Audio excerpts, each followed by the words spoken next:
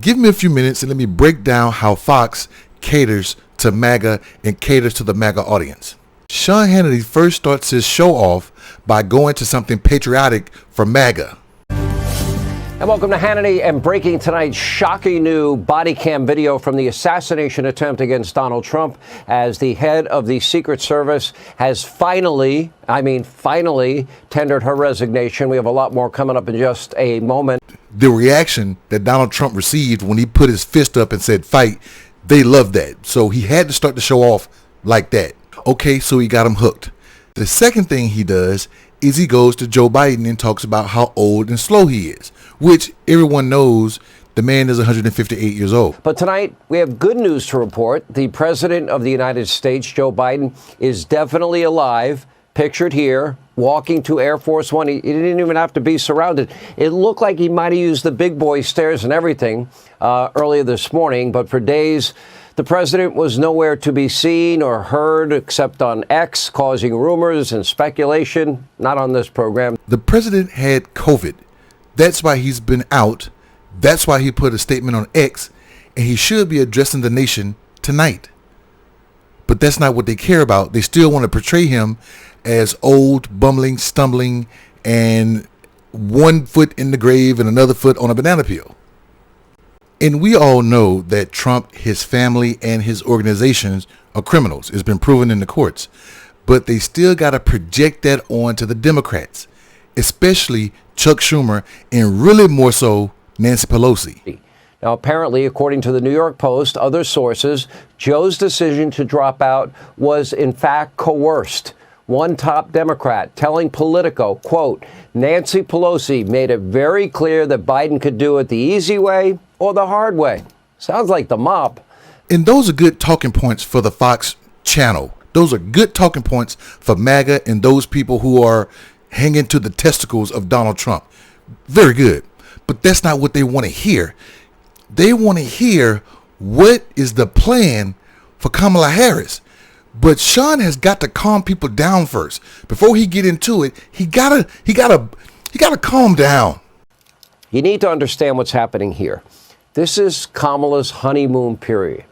She is experiencing a sugar high, a feeling of relief and enthusiasm that the guy that can't walk and talk, that's dazed and confused, the guy that mumbles and bumbles and stumbles, oh, thank God it's not him. It's a honeymoon. It's a sugar high. But mark my words, it will be short-lived. Go back and watch that again. I told you, they want to portray Joe Biden as stumbling and bumbling, but also he's trying to calm him down. Hey, this is a political sugar high. It's a sugar rush. They'll be fine. This is a 5-hour energy drink. In a few minutes, she's going to be cooked. Everything is going to simmer down, and we're going to get into a real race.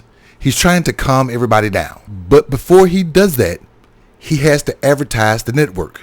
We're going to start the process of reintroducing you to the real Kamala Harris. Stick with us, because over the next couple of days and weeks, maybe even months, we're going to introduce you to the real Kamala Harris.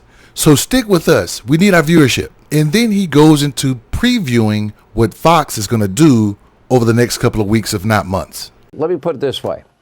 The most radical vice president, soon to be presidential candidate in history. That was a political party called the Radical Republicans around the 1860s, 1870s. And they helped get Reconstruction. They helped get the Emancipation Proclamation. They helped fight the Civil War. They helped get civil rights and voting laws in the 1860s. So she can't be radical? We will point out her radical positions on Israel. She won't be meeting Prime Minister Netanyahu on Wednesday. The Prime Minister of Israel, Benjamin Netanyahu, and Hamas have arrest warrants out for them by the International Criminal Court. Would you want to meet them? Exposed her support for far-left violent rioting and insurrection, and her attempts to completely upend law and order in this country. Violent rioting, insurrection, and upending the rule of law. Do you think he's talking about January 6th? We will review her love of socialism, her love of the Green New Deal she co-sponsored. Do you mean making sure that social security is there for when you and people behind you retire? Are you talking about the Green New Deal where we need to transition from fossil fuels? Keep drilling, but transition from fossil fuels to the next fuel? A love of single-payer health care. You mean universal health care, where no one had to pay to go see a doctor like they do in Canada and 100 other countries.